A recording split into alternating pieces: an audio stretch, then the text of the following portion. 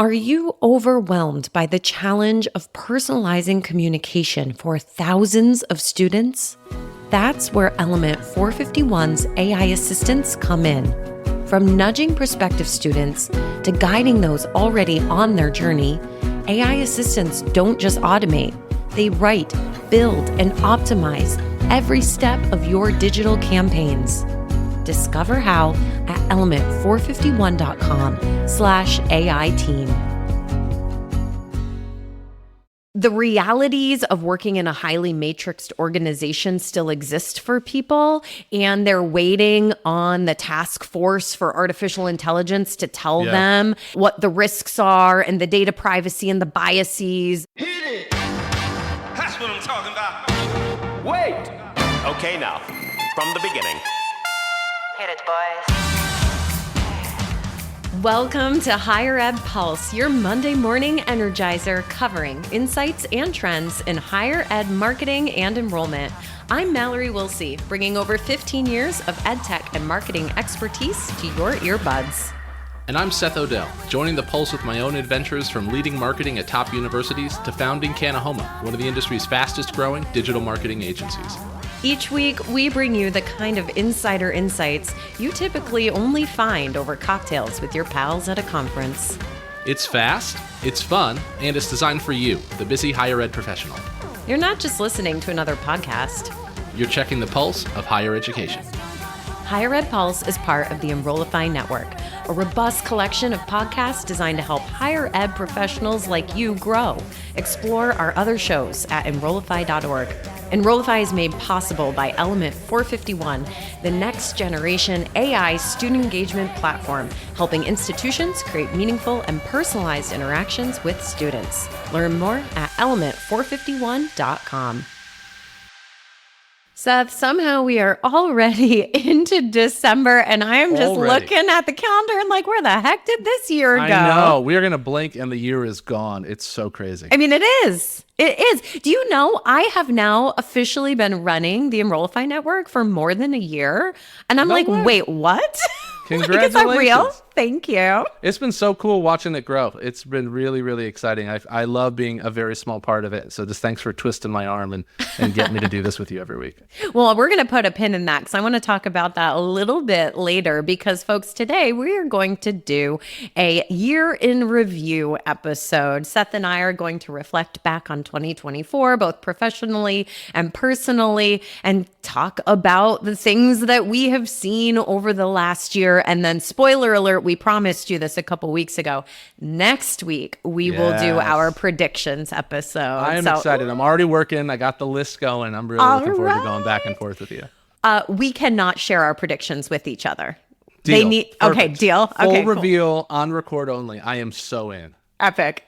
All right. So let's not get ahead of ourselves. Let's actually go back. Let's reflect on 2024. Seth, where do you want to start? When I think about year in review, I tend to break it like professional and personal. And even though I think in our world, those two overlap a lot, help me think about it. So the first one I would say is everything is harder, but there's still room to win. So we talked a couple weeks ago in our State of the State conversation about just how complicated the industry is. But I don't want people to think that it's not still a winnable game. So like even at Canahoma, we had 10 AOR partners that were with us for 12 months or more.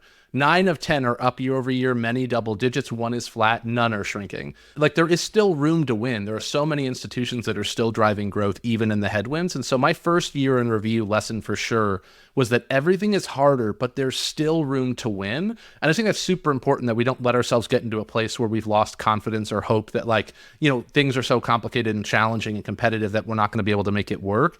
You can still win today. There is still room to win today. Embrace that, attack it with optimism. So the first lesson, and that for us, because as a newer business, it takes that proof. Like we've only had 10 partners that we had for 12 months prior. That was like proof in the pudding. Like, okay, we can drive growth in a competitive market. And if we can do it, other folks can too. So everything is harder, but there's still room to win. That's my first. What about you? I love that. That's very inspirational. I love starting there. That's great. My first is going to be on AI. Surprise. So I think this past year, maybe I'll go back 2 years. 2023, it was skepticism. 2024, it was acceptance of AI and its potential. But actual adoption is still a mixed bag. I think a lot of institutions dipped their toes finally into the AI waters in 2024 and kind of primarily started thinking about it like with chatbots and like some basic automation. But what's still missing is like the true transformation that AI can bring. I think that the tentative adoption now exists. There's excitement. I definitely heard that at the conferences this fall. You couldn't take 4 steps without hearing somebody talk about AI. But the realities of working in a highly matrixed organization still exist for people, and they're waiting on the task force for artificial intelligence to tell them what the risks are and the data privacy and the biases and the lack of internal readiness and the fact that we're still working off of spreadsheets instead of CRMs. I mean, all these barriers are kind of holding people back from full integration. So I'm hopeful 2025 becomes the year of actual adoption, but in reflection, I think 2024 at least got us a few steps forward in terms of acceptance. I love that, and I would totally agree. That was a key takeaway for me this year as well, which is that it's definitely the year of AI acceptance. And I would argue even adoption, but I'm with you, not application. Like adoption, like sure, we're working on these tools, we're thinking about, but not fully applied and with impact. But that was the year for me. I thought the way you spoke that was so perfect. I was totally a skeptic, not just last year. I was a skeptic for the first part of this year. For folks that listen to the podcast, I've been people have witnessed my own journey on this, and like I am now fully embracing that AI has arrived. It's not coming, it is here. And that this is our moment. Like this is a very unique moment in time that we will have with our industry going through a disruption that is just going to be transformative in so many ways. And so I think year in review, definitely AI is here. It is not coming for sure. I love that. That's definitely a big takeaway for the year for me too. Seth, it connects to your first point, though, about everything is harder, but there's still room to win. The institutions that early on embraced AI, and we're talking 2023 started to embrace AI, are seeing the results start to compound when it comes to student retention, applications being up, enrollment being up. I mean, there's winnable moments here from those who were early adopters. So that's exciting and also inspiring too. I totally agree. So my other professional one I'd say for year in review is that like products and operations are more important than ever. So to balance that out, at the same time that we talk about disruption and innovation and new, it's been like more important than ever that we're doing the fundamentals incredibly well. And I think it's harder than ever because it feels like professionally we're all being tasked with doing more and more and more. No one's taking things off our list. And, you know, I've talked in the past about receiving work or creating work. So when you think about your to-do list, how many of the things have you received, meaning someone else set that priority versus the things that you created? And as marketers, the impact that we can have is in fighting and finding ways to create work because we're uniquely in the position to know the things that need to be done. And one of those things that needs to be done is always shoring up your foundation. What I mean by that is like, you know, really strong websites, really refined marketing and creative. Like, do we still have speed to lead? Like, how's our email nurture series? These things that can be overlooked because we built them 3 or 5 years ago. But the truth is, if we're not super confident in them today, there's still the area where we can have the best short-term impact. So for institutions that are facing budget challenges, that's a huge, huge opportunity. Now, the challenge is, I had an old boss would tell me that, you know, management is ultimately the management of finite resources. And the challenge is that our resources are finite. And so how do we apply those? But to me, it's like this year reminded me that the hard stuff still works. Grinding out the little things still matters. And I think that's the other side of the scale to balance that as we embrace, you know, innovation, new, and how things are being disrupted, let's not lose sight of the 101 stuff that we as marketers know we need to be doing. And if we're not doing it, you know, yesterday was the best day to do it, and the best day after that is today. Like, let's go get it done. Right on.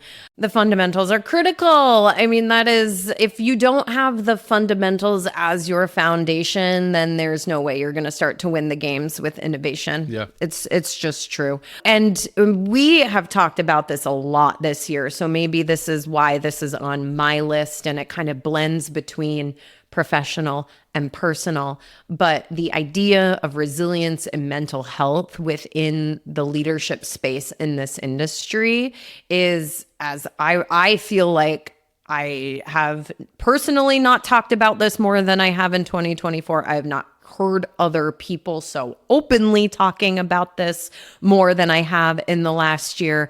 And just the reality of burnout and juggling, shrinking budgets, higher expectations, ongoing challenges of all of this innovation and transformation, the need to meet students with more personalized content because that's their expectation. I mean, you just start like putting brick on top of brick on top of brick, and all of a sudden you have a very tall wall that you are standing behind and trying to like see over or climb over.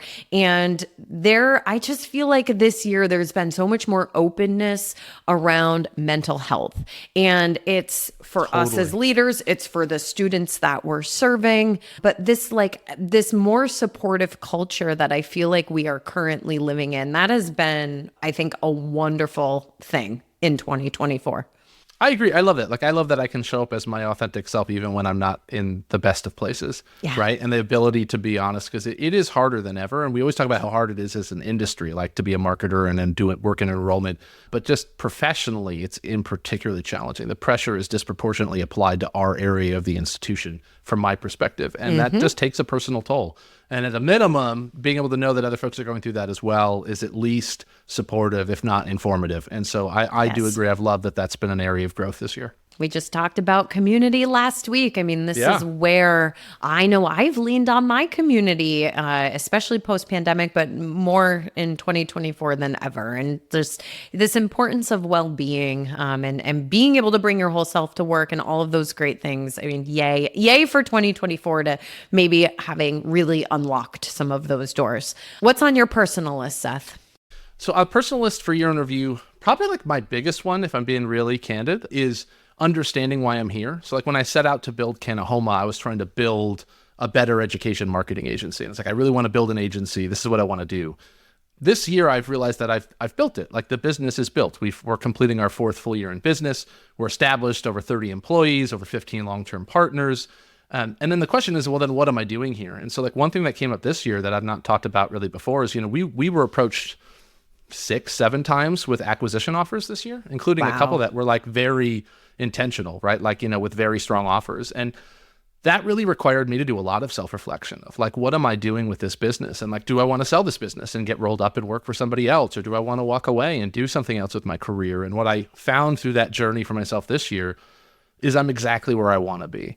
That I don't want to sell this business, that I don't want to work for anybody else. I want to build this the way that I want to build it, with the team that I get to build it with and the partners that are trusting me.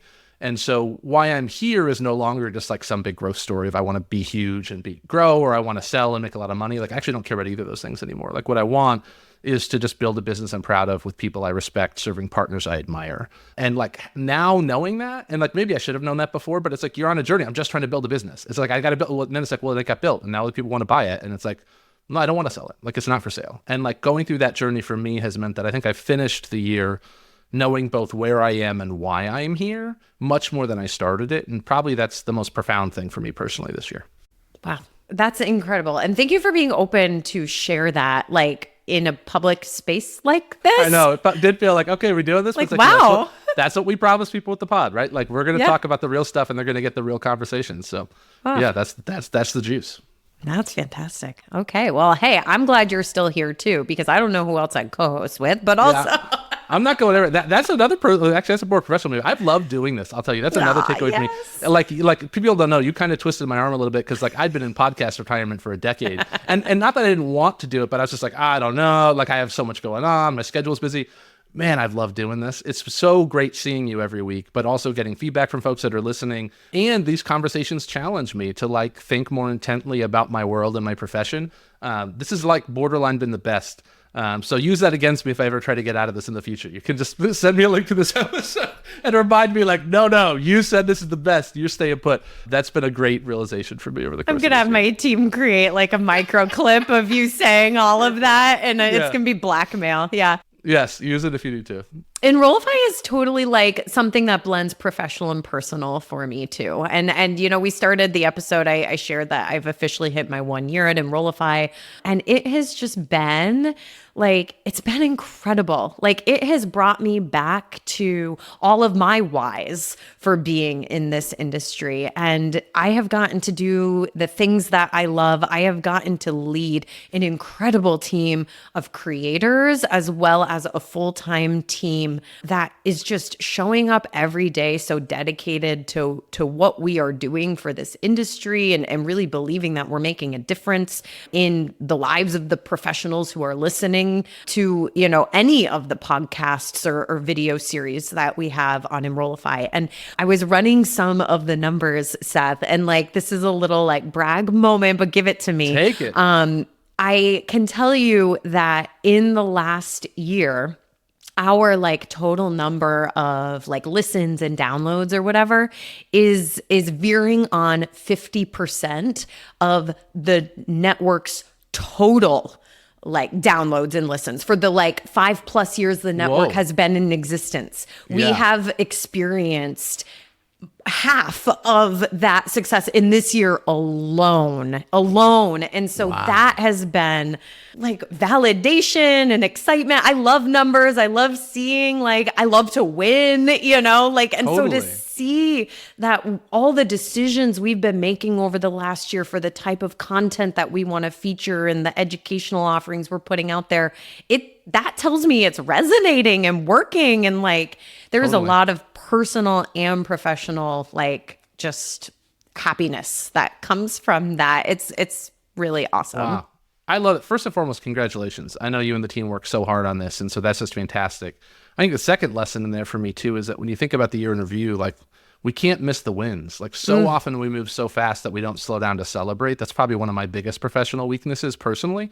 And I just love that, let's take a pause and celebrate that. And it's half of all listens in the history of this enterprise essentially have come in the past year. And that is a reflection of intent and hard work and application. And heck yeah, that's awesome. Yeah. Just kudos. I love that. And so I would be remiss if I didn't, by name, shout out Aaron Fields, Kevin McCormick, and Shelby Moquin. These are 3 people that, you don't see their faces very often, but they are the heart of this network. They're the people who are posting on LinkedIn, creating the micro clips, making sure the website is up to date. We're running a network that publishes more than 50 episodes in a month on top of blog posts and webinars. It's a content machine, and it's the 3 of them who are feeding that machine and making sure that it's working properly. And so I just have a lot of gratitude to that team. They're the unsung heroes of Enrollify for sure. Yeah, I can say as it goes, dude, it is so seamless for someone like myself as far as how much they have it dialed in and all the work that they do. And so my thanks to them as well. It's just incredible. They're empowering a lot of voices in our industry, which is just so great to see. My last personal win of the year, I don't know. I've seen Justin Timberlake's concert 3 times this year. And I have a ticket to see it again in January, so we're making it 4, and it's fine. Way. You're admitting things. gosh. I'm admitting things. If I had a cocktail in my hand, I would have totally told you that. I did not know this. So, and which tour? The World Tour. The World Tour. That's That is exactly awesome. it. Good for you. That's I good. Do what you single-handedly made sure the World Tour was not ruined. Do not worry. Oh my gosh, I love it. Good for you. Which was the best? Was there one that stood out so far? Yes. As I think about the year in review, I'm the 3 highlights of my year were seeing these 3 concerts.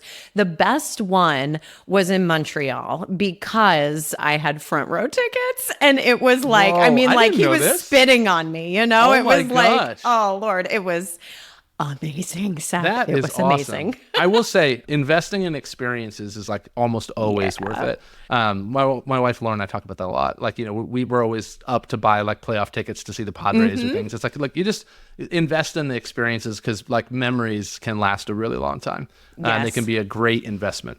I love that. My last one would just be for my year in review on a personal side would be really being more intentional and focusing on the work that gives me energy. So I've been working with a coach the past year, great guy Marshall, who's just been incredible. Actually chat with him again later today. We chat a few times a month, and he's really helped me understand the difference between your zone of excellence and your zone of genius. And the idea is that just because you're really good at something doesn't mean it's something that gives you energy. And the idea is that zone of genius is the things that you're uniquely positioned to do and that give you energy and fill your cup. And I'd never looked at my career that way. And so I was just doing all this work because I was good at it and I could do it, and not saying does that really fulfill me? And so I'm really lucky and blessed owning a business that I can try to create my own role in a way that disproportionately fulfills me and helps me feel like energized and fueled to do great work.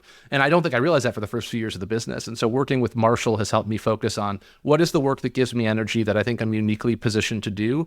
And I'm not there yet. My day is still full of a lot of things that business owners have to do that aren't fun. But when I am in that area, I feel a difference, and it feels like I'm here for a reason and I'm doing something that this is my time and my place and I'm supposed to be here.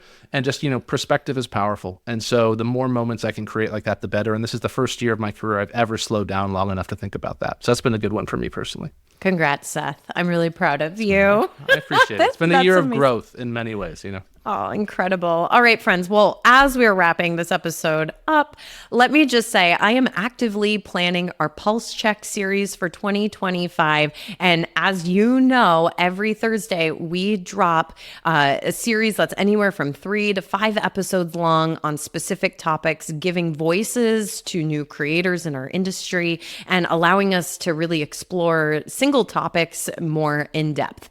And they've been a huge hit this past year. We've loved welcoming all those new voices into Enrollify. And so maybe this is your call. Maybe this is your time at the end of 2024 as you are sitting here thinking about your year in review. Maybe there's something that bubbles to the top that you think in 2025 you could come on to Enrollify and lead a whole conversation around. And no idea is too big or too small. All you need to do is pitch me. Mallory.Wilsey@Enrollify.org. Find me on LinkedIn.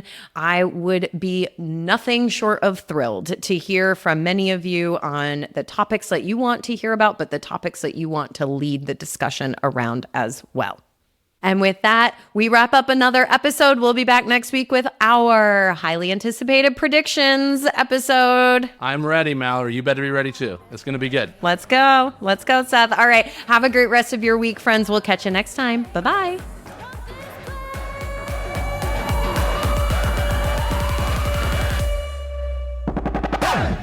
The Higher Ed Pulse is part of the Enrollify Podcast Network. If you like this podcast, chances are you'll like other Enrollify shows too.